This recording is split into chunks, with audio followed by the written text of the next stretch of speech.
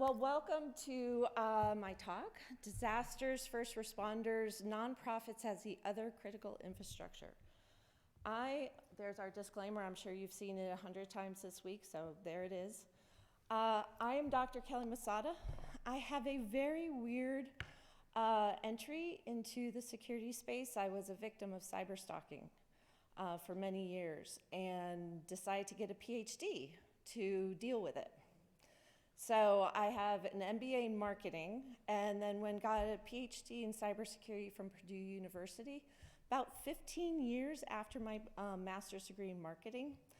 So don't do the math. I'm old. I have 20-something-year-old children. I am also the chief trailblazer of Sightline Security, founder of Sightline Security. I'll tell you a little bit more about us in a moment. I'm senior director of the open source team at Corelight. I'm also executive director of OISF, the Open Information Security Foundation. We build Suricata. Has anybody heard of Suricata or Zeke in the room? Yay. Happy to talk to you about that later. But basically, I wear a lot of hats, if that's not coming through on the slide. I am a yogi and a chocolate lover. Yes, good chocolate, not just Hershey's, guys. Let's just agree that there's really good chocolate out there in the world. And that cutie on the left is Baxter. He is the best dog in the entire universe. He is a Bernedoodle, 65 pounds full of love. So that's a little bit about me. But nonprofits, why am I super passionate with my pointy shoes about nonprofits? Well, while I started my PhD, again, to deal with my own personal journey, I ran into a lot of nonprofits that I reached out to for help.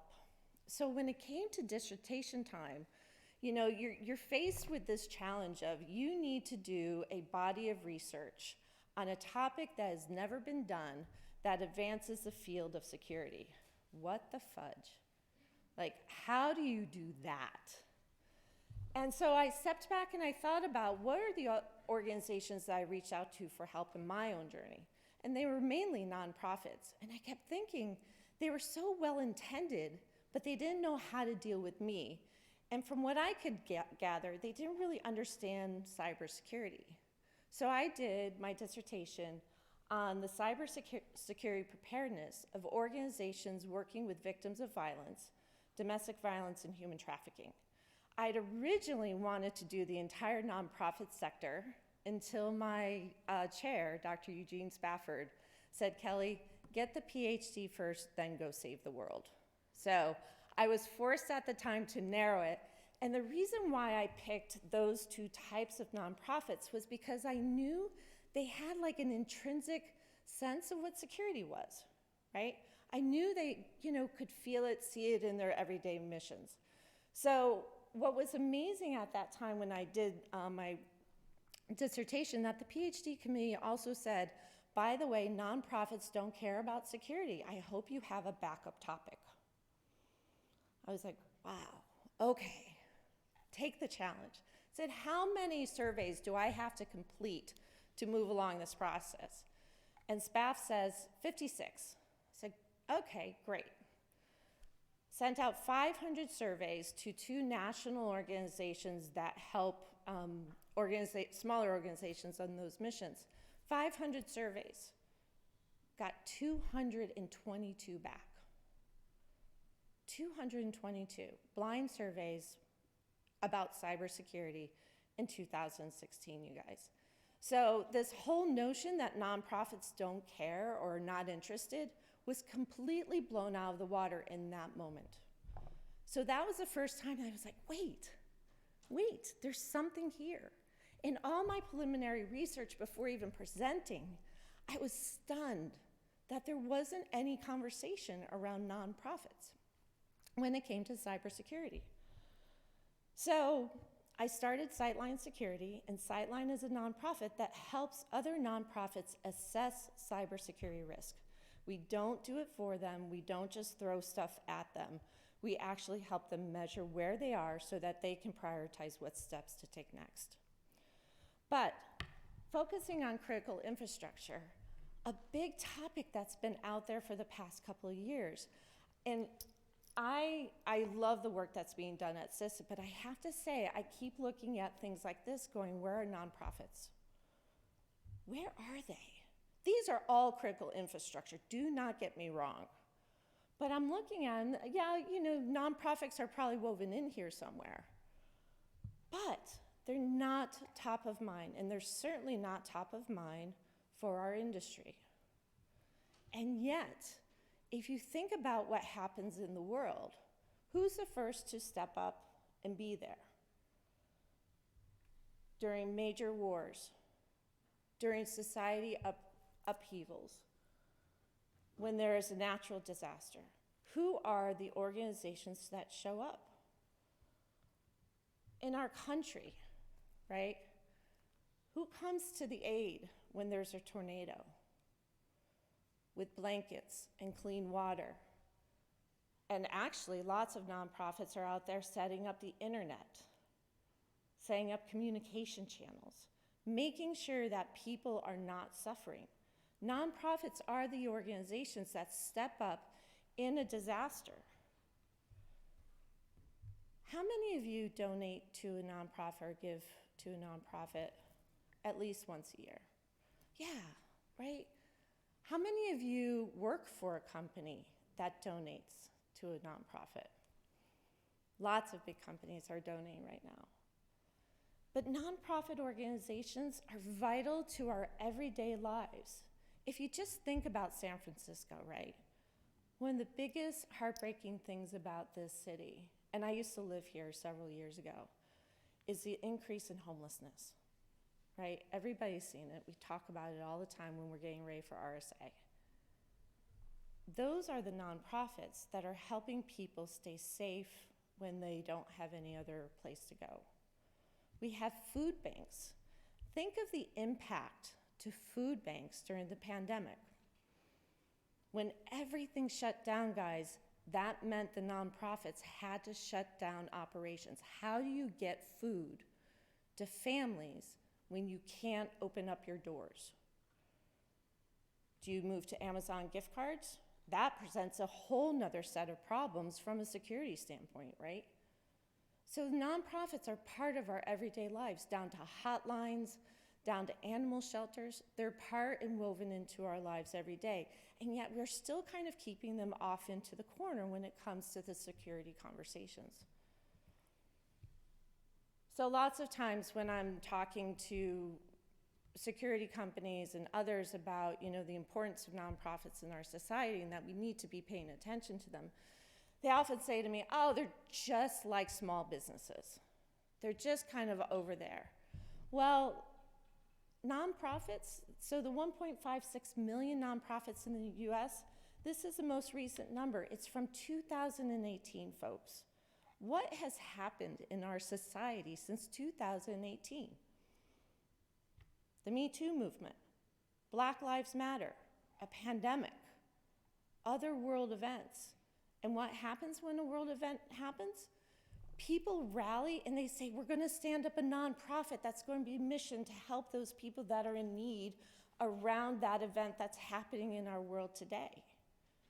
So my estimate when the new number comes out is that we might be pushing close to 1.7, 1.8 nonprofit organizations, and these are 501c organizations in the United States.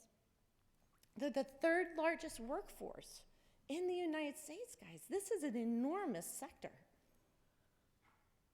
We contribute to the GDP, and there's 10 million nonprofits around the world. So I know, please forgive me, I know I'm like beating the horse, but the important thing here is that nonprofit organizations aren't small. They're not just this small group that's sitting in the corner. They're actually a significant part of our country and of our society. And sadly, the attackers don't care if you're a nonprofit organization. Yes, certain organizations are targeted by their mission.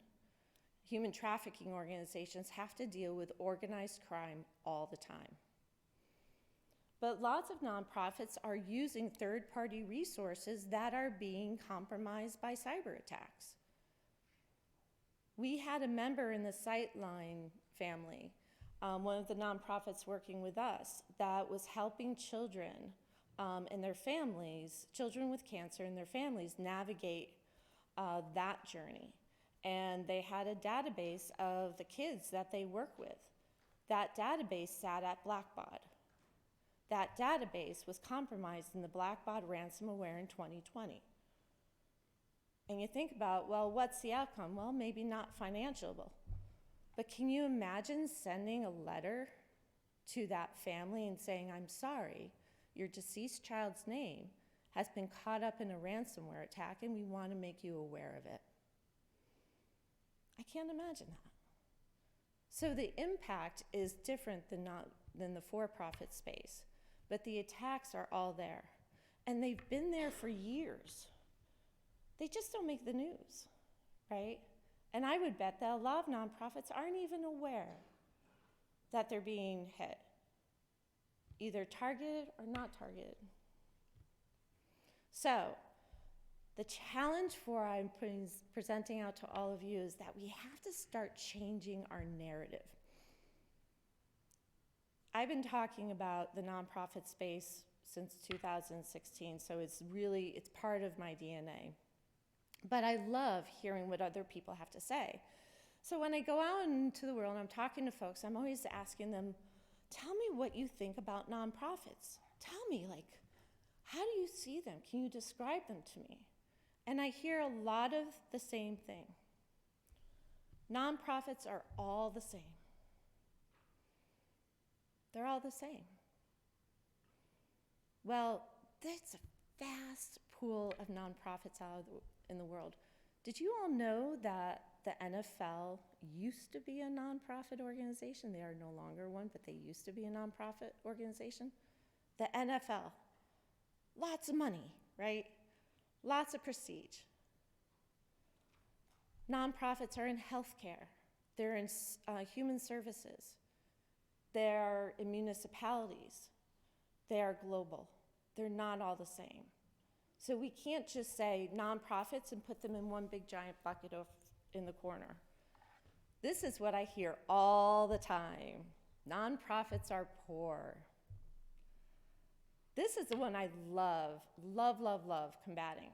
And we do from a couple of ways at Sightline. One is that when we are working with our members, we do what's called a Kickstart program, which is the first step in helping them measure against the NIST cybersecurity framework.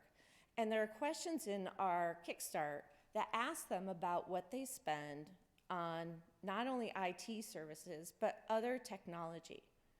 Do you have a Dropbox account that you pay for? Do you have other things that you're paying for that connect to IT?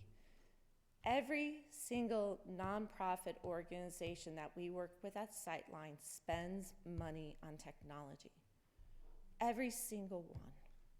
So the fact of the matter that people are saying they won't spend money on security is completely a myth. What we're doing is that we're not framing how security should be woven into those dollars that they're spending for those technologies. So they're not necessarily poor. They need to realign how they're thinking about security when it comes to budget. Also, if you're thinking about it from a scale of, are they making money? These are billion-dollar nonprofit organizations, $1 billion. And I didn't want to just put the total revenue, which is quite impressive. I wanted you to see what the private donations are that are given to those nonprofits. That's huge, because those are people that are trusting those organizations with their money and all the information that they're sharing with that nonprofit to support them. So saying that all nonprofits are poor is completely a myth, and we have to start changing it. Now, to be realistic, we have a nonprofit organization in our community that operates on $100,000 a year, folks. They do 2 fundraisers, they get $100 donations, sometimes $5 donations, but they're spending money on technology because they have an they have an MSP that they're paying. So they're spending the money. Nonprofits are behind in technology. One of the greatest things that we've run into at Sightline, have you all heard of TechSoup?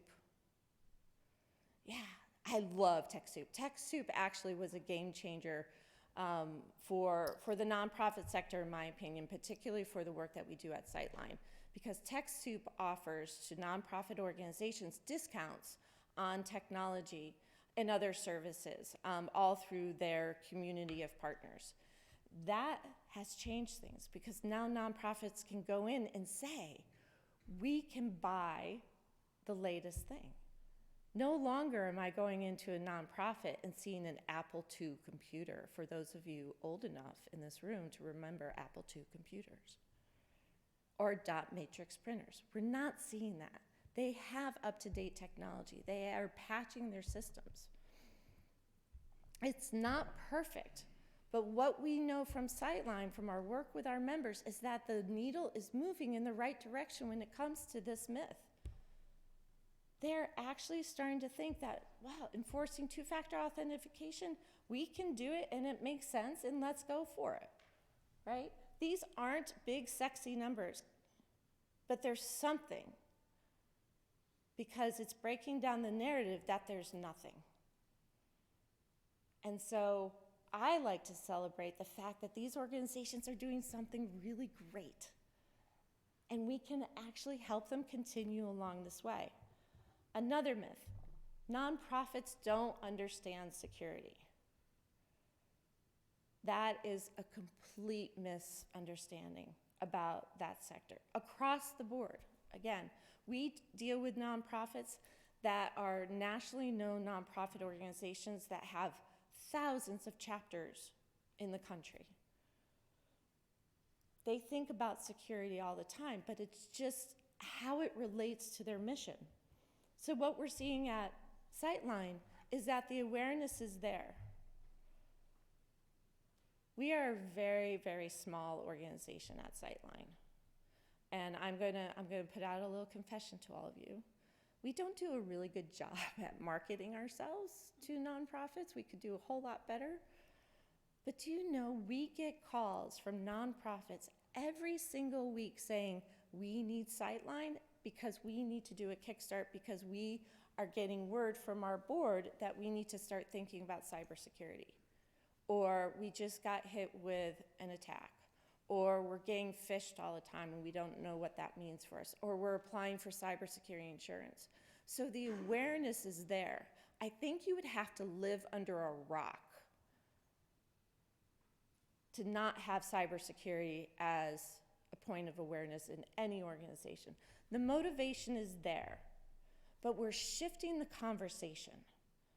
So typically in the security space, right, we talk about threats, we talk about, you know, making sure we're staying ahead of the bad guys, all of those important things, absolutely. When at Sightline, when we talk to our members, we talk about if you can tell your major donor the steps that you're taking to keep their information safe, would that give that donor some more confidence into continuing to support you? Yeah. If they show up at the golf tournament and you're swiping their credit cards on a system that you can explain that you're using because you've done some due diligence around the security of that system, wouldn't that instill confidence? And they're like, yeah. So we're talking about it in a way that makes sense for them. The successes are there. The best thing when we are doing a Kickstart with one of our members is that they'll go through a few questions and they're like, oh, we do that. We have an inventory of our hardware. You want to see it? That's always the thing. You want to see it? I'm like, yeah, please. But that's a great first step. There's successes in the nonprofit sector to say they are doing things. We have to draw those successes out because by drawing them out, it gives them the confidence to say, wow, so I don't have to have a PhD in cybersecurity to actually do this?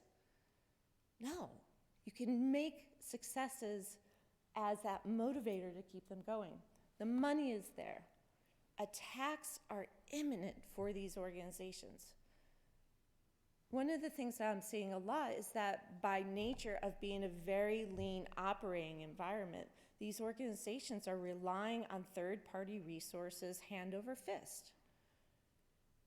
That's a very big problem if you're not keeping track of all of those platforms and services that you're using. Sustainable change is within reach for nonprofit organizations. And I'm going to pause on that one because I'll tell you more about that in a moment. But nonprofits aren't a priority in our security conversation. I've probably been to 50 booths down on the exhibit floor this week, and I love asking. It truly is not to poke. It's looking for partners is the motivation. But I go to the booths and I say, tell me, are you working with nonprofits? Oh yeah, we have nonprofits. Wonderful. Tell me, like, how are they using your solution? You know, talk to me about it. And they're like, oh, well, we don't know. We're not really sure. But if you'd like the socks from our booth, here's a QR code that if you scan the QR code, we'll donate money to a particular charity. Have you guys seen that at the RSA booths this week? I'm like, wow, okay, so you're doing great things, so please keep giving them money. Fantastic, I'm not saying don't do that. But you're doing that, but you're not helping to connect your really flippin' awesome solution to the nonprofits. Because they need your solution too. But what I think about all the time, particularly getting ready for this talk, I think about if there's a tornado and we need blankets and fresh water and we need someone to give us a hug and the American Red Cross gets hit and they can't deploy, then what? Or what if, and I'm sorry to be Debbie Downer up here, but what if a hotline was disrupted long enough that it wasn't there when somebody needed to call them for help? So we've got to stop thinking about nonprofits in this other category. The other thing we get a lot is the risks for nonprofits are the same, but they're different. And this is why the conversation around nonprofits and cybersecurity has some shifts. You have to think about it just a little bit different. It's not a big shift, I promise you, it's just a little shift. The biggest one is trust. Nonprofits operate in the space of profound trust. The trust from their donors to support their mission and to use that money wisely, the trust of those communities, and the trust to be there when they are needed. That is huge. So when we talk to a nonprofit about material events, what material event are you most worried about when it comes to cybersecurity? It goes back to trust and mission, always. So we have to start thinking about breaking this down and recognizing that yes, money is absolutely critical. Operations continuity is absolutely critical. But the number one thing for nonprofits is trust. And the broader risk is to donors. Big donors, little donors. If your information were compromised in a cybersecurity attack through a nonprofit that you love, would you give pause to donating to them again? Possibly. And enough of that possibly, is enough to put fear in the hearts of a nonprofit that it relies on those donations and the love of its donors. People are giving money hand over fist to nonprofits. I was just having a conversation with a friend of mine before coming on stage, and she said, are you talking to the big security companies about Sightline? I said, oh yeah, all the time. And I said, but the challenge is that when you say the word nonprofit, if I could come up with a different word, I would, but when you say the word nonprofit, you're automatically shifted to a different group. And I'm always like, but I'm a security company. And they're like, yeah, but you're a nonprofit, so we're going to swing you over here. So it's really, really interesting that we're like, working out and teasing out all these nuances. But the main point that I want to kind of deliver is that we have to get our heads out of the sand. When it comes to security for nonprofits, we absolutely have to. The last thing, and I hope we do not see it, is that we see in the news that there's a major event and that a nonprofit that we count on could not be there. That is what we have to make sure that we avoid. So, together, am I doing okay on time back there? Okay, awesome. What we can do together is that respect that nuances of nonprofits are different, even different than small, medium-sized businesses. So I applied for a grant with an organization, and they're a fantastic organization. But one of the reviewers came back in their comments, and they said, oh, well, you're working on nonprofits. Well, we've got something already for small to medium-sized businesses. We'll just put them over there. But the nuances in the nonprofit sector are different. One key thing that we've pulled out of our work at Sightline, you know what we talk about all the time in security? Our assets, right? We talk about what are your assets? What's the vulnerability to the assets? You say assets to nonprofits, they're not gonna know what the fudge you're talking about. So you have to think about it. They don't have customers, they have stakeholders, they have community. Don't put all nonprofits in the same bucket. Focus on the context why security matters. So the beauty of working with these organizations is that they're really interested in learning, and they want to understand how it helps them. So security, when you're breaking it down in these organizations and you're talking to them about these areas to improve, the other thing that bubbles out of it, guess what? Efficiencies. Business process improvement also can go hand in hand with security. You do things better, you know what you have, you can secure it, and by the way, you can keep track of it and you can make better business decisions. So if you put cybersecurity and security practices in the context of the business operations in the nonprofit space, you know what they do? They step up and they're like, oh, I get that. We could do that. That makes sense for us.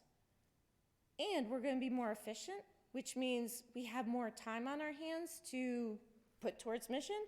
Fantastic. It's a win-win-win all over the place. So the context of why security matters, not just from you're going to get attacked, but it's going to make you a more efficient business, give you more time for mission, and inspire your donors, that is the key.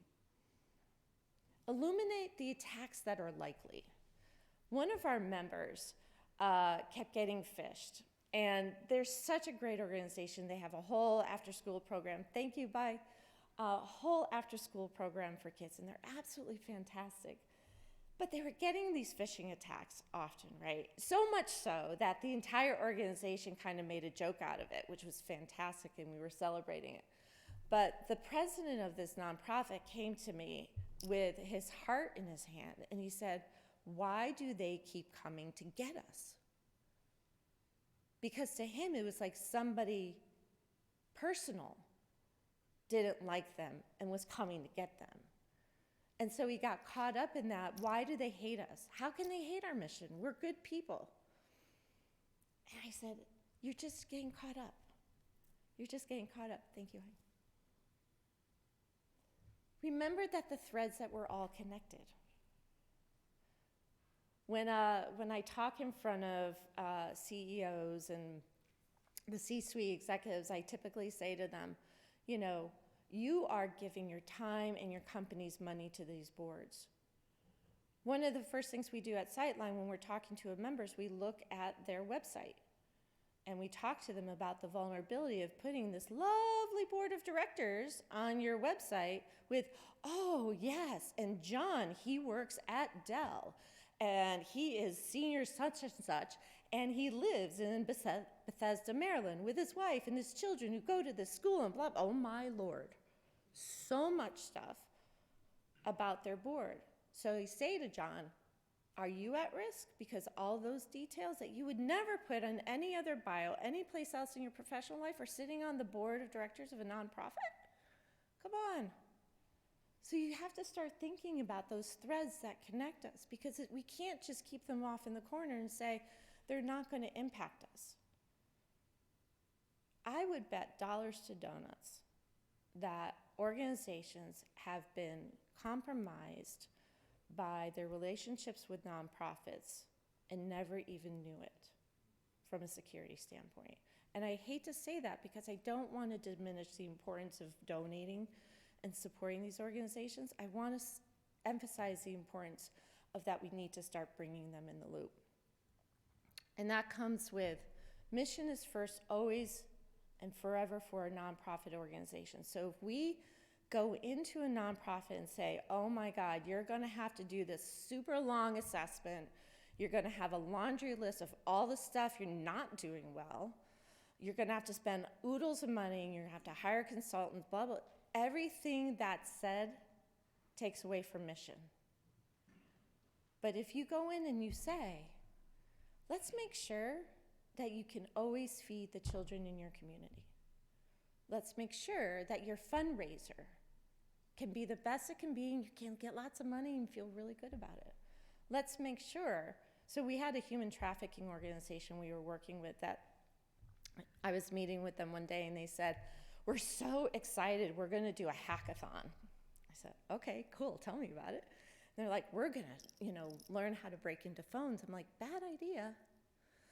I said, why are you doing that? And they said, well, if we get an attack or a pimp's phone, we're going to grab the phone and we're going to hack into it. And I'm like, oh, God, okay, bad all over the place. So I just kind of let them sit in that space. But I said, so what are you doing to harden your systems? And how are you keeping track of your social media during this event? And they're like, why? I said, well, how are you talking about the hackathon? And they're like, oh, we're putting it all over Facebook. I'm like, oh, yeah. And so my eyes, I'm a mom, you guys, so my face says it all. My children say when mom goes silent is when they get most afraid. So I just sat there and I gave them the big mom eyes, and they're like, oh God, what? I said, well, bad guys are watching Facebook, and you're in human trafficking, so you are in the crosshairs of some organizations wanting to make sure that you're not helping the people that they're trying to use in their business. So you have to think about the attackers coming to get you when you are publicizing these big events. And they're like, oh, maybe we should think about that. I'm like, yes, please. But something we've been talking about in the security space, and the reason why I was a little bit late with our tech friends here, is that I added this slide today, just this morning, and the reason being is a dear friend of mine, Wendy Nather, who's absolutely just a delight in my world, and Diana and Bobby and others in my universe, we've talked about security poverty line. Have you guys heard security poverty line? Some people have, some people haven't. But basically, it's a concept that Wendy started a couple of years ago. I was actively involved in supporting it and talking about it and bringing the nonprofits into the conversation. And then I heard it on a webinar about a month or so ago, and it was like nails on the chalkboard, and I had to sort of step back and say, why is it pissing me off? And I realized that if we talk about a security poverty line, it's doing two things. One, for those above the poverty line, it's giving you a hall pass to say, oh, those folks, they're below the poverty line, I'm not sure we can ever help them, consciously or unconsciously. The people below the poverty line, you know what we're saying to them? You'll never get there. You'll never get there. So I want to think, and I actually put this in front of Wendy the other day, and I said, I think we need to change that narrative. It was great in the moment, but I think we need to change it. Because if we're going to continually think about organizations, whether it's nonprofits, municipalities, healthcare systems, whatever, if we're continually going to think of them that they can't get to where our expectation of security is, we are going to do ourselves and them a major disservice. We have to stop. So we have to stop thinking about those who have and those who have not. The other thing is that there's lots of free stuff. Okay, so this is going to sound like a pointy stick. It's not meant to be, but there's lots of free stuff. There's great organizations, many of them who are my friends, that create trainings, that have toolkits, that have guidebooks, because they want to help nonprofits. So what do? They're like, oh, we'll get a bunch of smart security people together. We'll build a toolkit and we'll put it on our website and we'll talk about it and we'll say, go use it, right? Maybe measure it, how many downloads. It's great stuff. What we're hearing in the Sightline world is that nonprofits are going like this. Okay, there's all these discounts and all this free stuff and all this cybersecurity trainings and blah, blah, blah, blah. What do we do with it? How do we use that? That's not useful to us because it doesn't, we don't know how it connects to our mission. It doesn't connect to our business. And going back to the mission first, it's taking our time away. People ask me all the time, what's the most valuable thing in a nonprofit organization? From an operations standpoint, you guys, you know what the most valuable thing is? Time. They don't have the time to waste on stuff that they don't know how to use, why they need it, or what it's going to do to secure their mission in an appropriate way. So we have to help them do it better. So I have some ideas for you. So this is a big part of what we do at Sightline. But one of the things that I say to many of our members, which is kind of funny because they don't expect it, is we all know October is Cybersecurity Awareness Month, right? We all get on board with that. I hate that month. Absolutely hate that month. You want to know why? Because it's making it special. It's putting cybersecurity for a month. Make it special in that month. Now, again, I feel like such a naysayer. My friends are down there, I'm just such a wet noodle. But it doesn't need to be special. So we have to start making security muscle memory, how we do it. This is how you do your business. Don't make it a special event. So you will not see Sightline or Kelly or anything like doing something super special in October, except working like we always work. Because we need to make sure that nonprofits are thinking about security as part of good business, as a way to get more donors, as a way to tell better stories to the people in their communities that are supporting them. And in the RSA family, we can do better. It's not going to come overnight. I'm here to help you, okay? Feel free to hear my voice ringing in your ears, like while you're traveling home over the next couple of days, to say, oh, Kelly said that. Or if you're talking to a nonprofit, say, oh, I wonder what Kelly would say. We have to start including nonprofits as part of the critical world that we live in. Because they can't, imagine if they weren't there. Like just for a minute, just imagine. It would be huge. They operate so much under the surface of our day-to-day lives. But if you just take a moment, sometime today, just take a moment and think, okay, what if the Red Cross wasn't there? What if Feeding America wasn't there, or Boys and Girls Club? That would be huge. All right, so here's your homework. You ready? Everybody's ready. You're gonna go out, you're gonna fight the good fight, please, please, please. Okay, change your view and your actions will follow. That sounds so hokey now that I'm saying out loud, so I'm sorry. But nonprofits are critical to our infrastructure and our society. Let's admit that they are critical. Even if we don't know how to deal with it yet, let's at least admit that they should have a higher priority in our thought process than we're giving them right now. Understand that free and discounted solutions are great, but context is king. Absolutely king. I saw an open source password manager down on the exhibit floor. I cannot wait to talk to them next week because many of the members that we talk to, password management is critical. And we're seeing it not because we just sort of pontificate on it, it's because we do our assessments and that's what's coming out of it. I'm like, oh, we need you. We need password management. They need that kind of help. So context is king.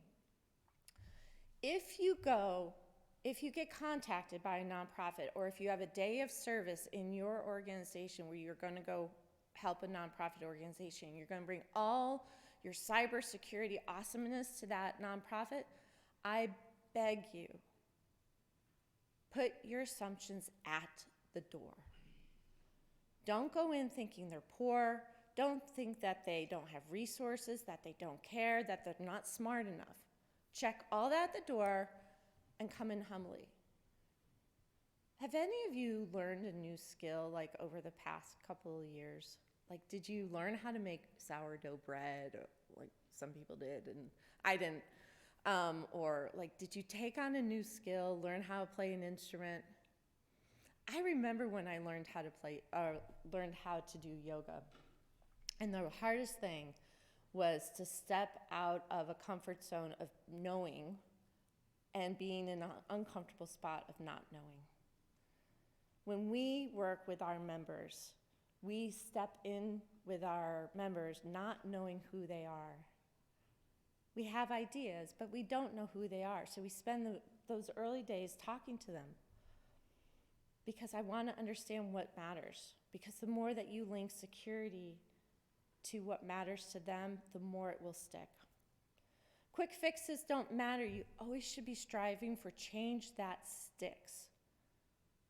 Again, why does it matter to them? Stop promoting cybersecurity as a special event, hopefully, and listen first, then help. So I live in Boston, Massachusetts, and we just had the Boston Marathon a couple of weeks ago. And actually, it was that same weekend, I ran my first 10-mile race. 10 miles. It was hard, but I did it. Not pretty, but I did it. And I was thinking that, if you think about the work that we do in security, it's a marathon, right? We're never going to get there quickly because technology is going to advance, the attackers are going to advance. It's not going to be quick.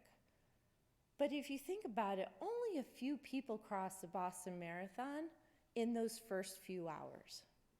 Not a lot. And they're like trained for it and they're sleek and they're like going and going and going.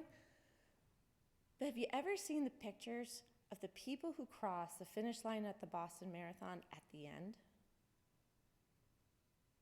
They did it. They went at their own pace.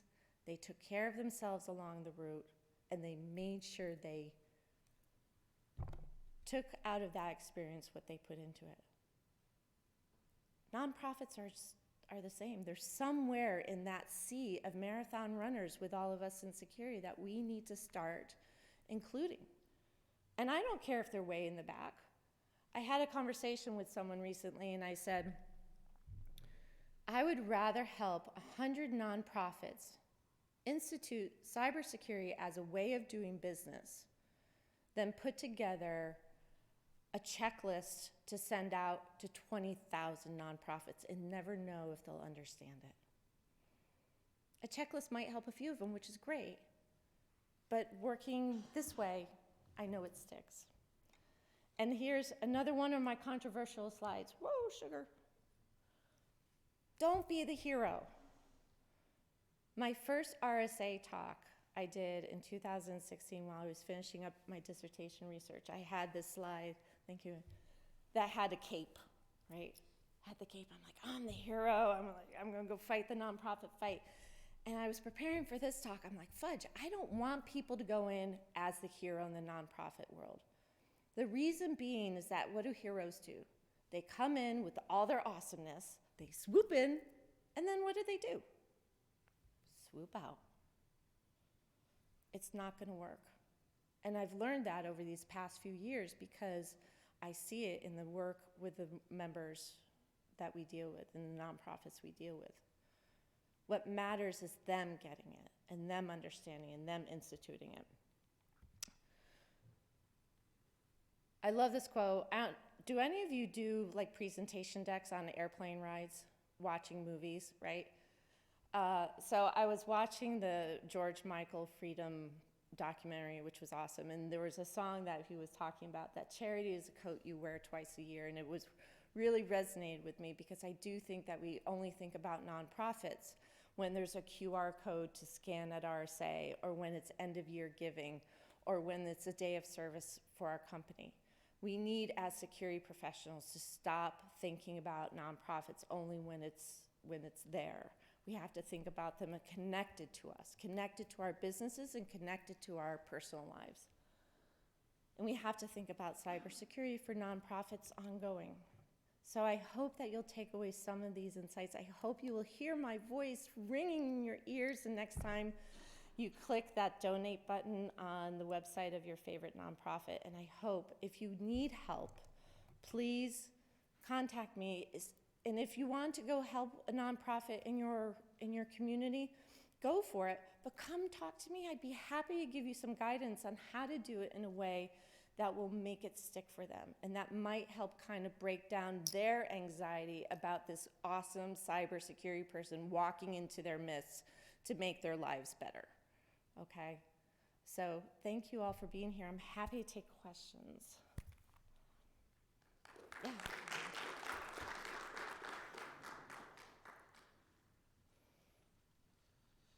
So in terms of nonprofits, for some non-secular nonprofits that include such as churches and religious institutions, what would be some of the additional challenges you feel that would face for them, especially since they're going in a very different path that could potentially cause a lot of controversy, particularly the Roman Catholic Church, which is the largest nonprofit, the wealthiest entity in the world, and oversees the biggest network of nonprofit institutions globally. So what would be some of the additional challenges for secular or religiously biased nonprofit organizations, would you say? Yeah, I think the religious nonprofits actually have some really interesting challenges, and part of it is how they see themselves. So they see their work being in terms of the entity that they are supporting. So in the Catholic Church, it would be God, right? That they're serving God. So if they're going to get attacked, is that God's will? No, it's because you're using technology, and so we're shifting their minds that the functions of technology to run the organization is different than the mission or their messaging that they're putting out to the world. Yeah, because one thing I'm thinking in terms of religious wise, hacktivism would be a very big issue, and many of whom are part of it, many of whom who don't really see eye to eye with the Catholic Church, or maybe and who have seen that many of people who have seen that the Catholic Church has come under fire in many years recently, considering a lot of the things that have been happening and the new leadership, that would potentially make them a target for hacktivism, I feel at times. Absolutely. And the concern is that, again, like many nonprofits, they have these disjointed pieces to the organization. So they don't have, yes, we have the Vatican and the Pope and all of that, but you have every other entity is on its own. And that's where the thread is the most important part, in my opinion. So you can keep an eye on what you consider the most volatile piece of that puzzle, but that doesn't mean that the threads are not impacted. So, and we see that a lot in the nonprofit space because you've got large entities with all of these affiliates and all these chapters underneath. Very interesting. Thank you. Thank you. Thanks so much for giving this talk. I think this is a really important subject. I've also been working in the nonprofit space and disaster response space for the last 9 years. And I see a lot of the challenges that you've talked about with just cybersecurity practices not making it into a lot of these nonprofits.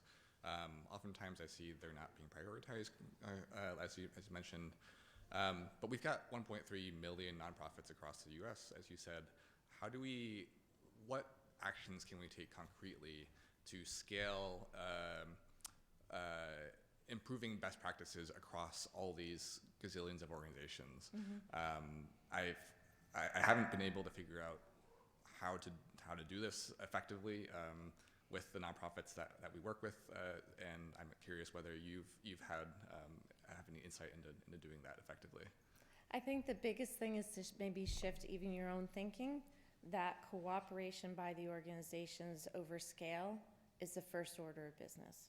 So we always want to scale in security. We always want to blanket, right, and get the word out the most.